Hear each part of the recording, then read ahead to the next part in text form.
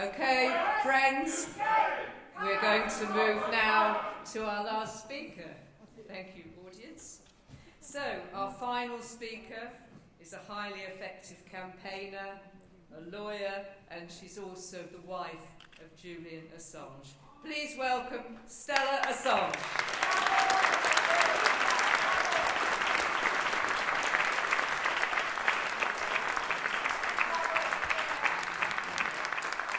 Hi, I think this is better because otherwise some of you won't be able to see me. Thank you everyone for coming, as Jeremy said, on the coldest day of the year so far. And I'm really privileged to be sharing this stage with such amazing speakers. And thank you, Kate, also for moderating. I usually start by talking about how Julian's doing, and the Christmas that we just had was actually the worst so far, because always during Christmas there are less visits, and he also got quite sick, although he's recovered. And then John Pilger died. And this was just such a terrible end to the year, because as you all know, I'm sure, John Pilger wasn't just someone that Julian admired professionally. They had developed a close friendship over the years. When I think of the two of them together, it's sitting at the table, sharing anecdotes and laughing loudly. And it's a real loss. And I think John Pilger's passing is really difficult, because when a person is in prison, you have to think about the things that you hope will happen when you get out, the things that you will do again. And over the years, the fact is that many of the things that you hoped would happen will never come to pass. Julian spending time with his good friend John Pilger is one of those things, and it's very painful. However, I think it's so important that we, that you and we continue this fight for Julian, but also in memory of those who are no longer here: Vivienne Westwood, John Pilger, Daniel Ellsberg, and many more, who dedicated so much of their lives to fighting for Julian's freedom on principle, but also because they cared about him as a human being. And it's very sad to me that they won't be able to see Julian free, because I do believe that we will get him free.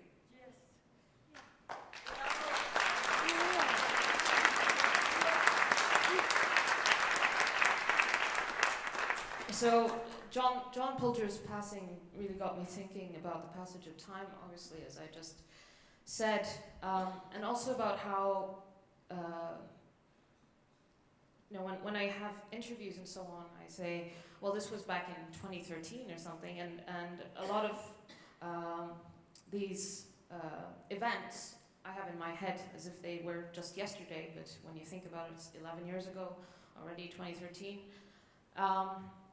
And Julian was just 39 when WikiLeaks published the Chelsea Manning revelations. It was 2010, and he was 39. And then he was 41 when he got political asylum in the Embassy of Ecuador. In 2019, he was 47 when he was arrested. And now, after almost 5 years, he'll turn 53 this year. That is a long time, from 39 to 53, without being a free man and increasingly having your liberty restricted more and more to such a degree that now he's in a single cell for 21, 22, 23 hours a day, depending on the day, alone, and isolated from the world. And our eldest child, Gabriel, he was 2 when Julian was imprisoned, and he's going to turn 7. That's a long time. And this, when Julian isn't even charged in this country, when what he's actually accused of is completely ludicrous and antithetical to a real democratic, open democratic system. It's not newsworthy, though, is it? What's being done to Julian is by design. It is there to intimidate regular citizens, but also to intimidate journalists, people who are in the profession. And I think it's really it's there to give an example of authoritarian abuse to the world.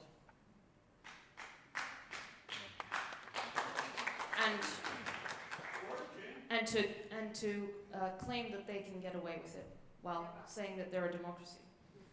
Or democracies, because this isn't just about one country.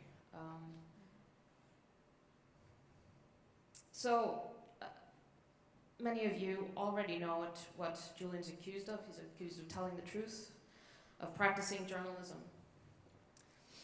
And, but he's beyond that, right? He's not just a journalist or a publisher. He's the most consequential political prisoner of our times.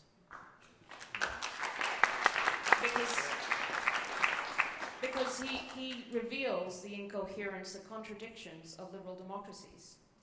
What he revealed wasn't just, the way torture was institutionalized during the Bush years, or how the State Department was spying on diplomats at the UN in New York and getting their fingerprints and so on. It wasn't just that. It was also about how European countries like Sweden were getting into deals with the United States government behind the back of the Swedish parliament to avoid parliamentary oversight. So it revealed a whole system of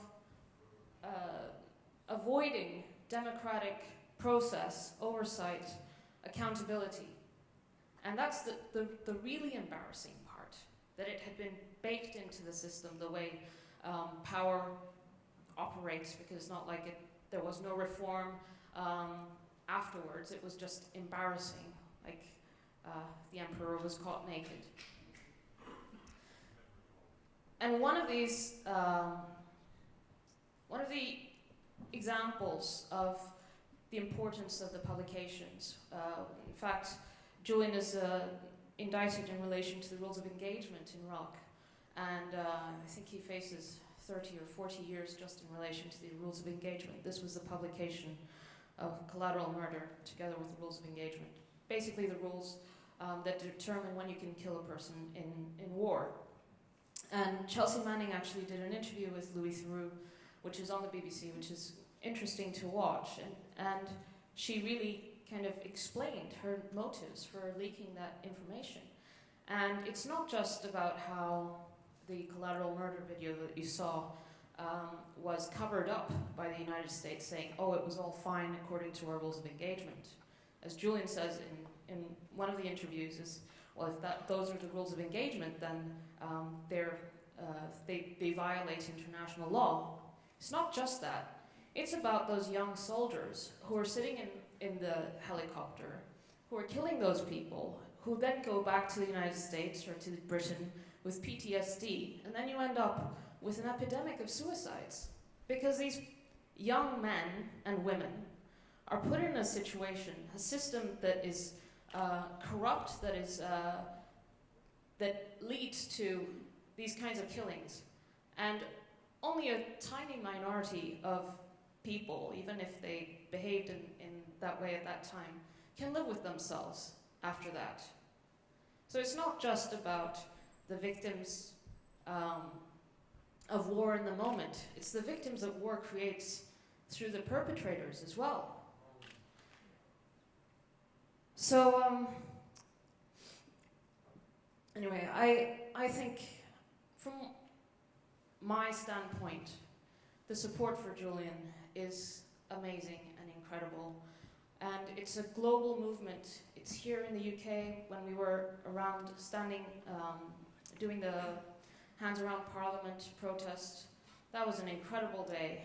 And we got 10,000 people, I don't know how many, but it took, you know, we made a ring around Parliament on both sides of the Thames, holding hands in support of Julian's freedom.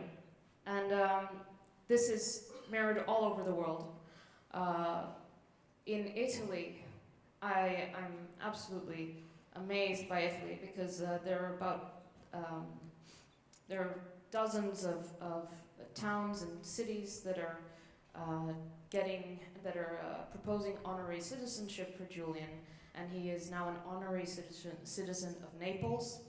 He has been approved to be an honorary citizen of Rome just yesterday. And they're aiming for 100 towns and cities around Italy to make him honorary citizen. Bravo, Italy! Thank you! I'm going to Strasbourg at the beginning of February, and we're going to have an exhibition there at the European Parliament, displaying the dozens and dozens of awards that Julian has won for the highest distinctions in journalism, in human rights, of integrity. About 20 unions, journalist unions, have made him either full or honorary member in Europe, including the National Union of Journalists. And every few weeks I have to travel and collect a new award for Julian. There's incredible recognition for him. And don't let anyone convince you that no one cares, or that people aren't mobilizing, or that people are apathetic about this case. It's on the contrary. This case is the most talked about case in the world internationally.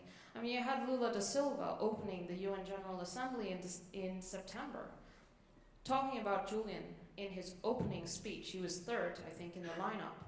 And the hall with all these heads of state just spontaneously erupted into applause. You don't get that normally. You don't get that ever. Julian is a symbol for the ability to tell the truth. And sure, you know, different countries had different motivations to talk about him, but he is the most important political prisoner of our times. And he represents true democratic accountability. And his importance cannot be suppressed, not by the mainstream media, not by anyone. It transcends all of that, and that's why there's a global movement for his freedom. So on the 20th and the 21st, as you know, DEX is here. The hearing, which is likely the final hearing in the UK courts, it will be at the Royal Courts of Justice, and we need everyone to be there. All of you, and at least 2 other people that you can bring. And we're meeting at 8:30 in front of the courts on both days, and on the second day, the 21st, when the hearing concludes, we're going to march to Downing Street. So please join me on that day for Julian, for all of us, for the future of a free, open society where free speech and free press actually has a future. And it's now or never. Thank you.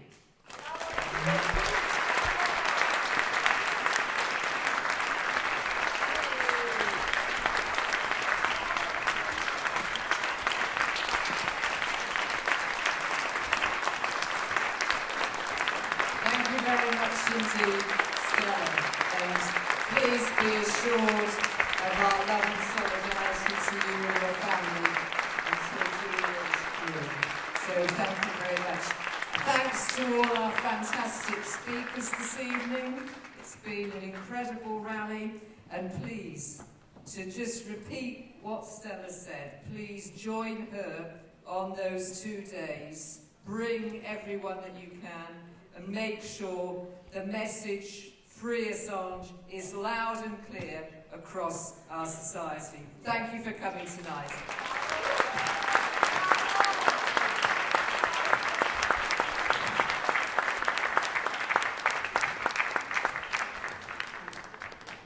Thank you, Julian. Free Assange! Free Assange!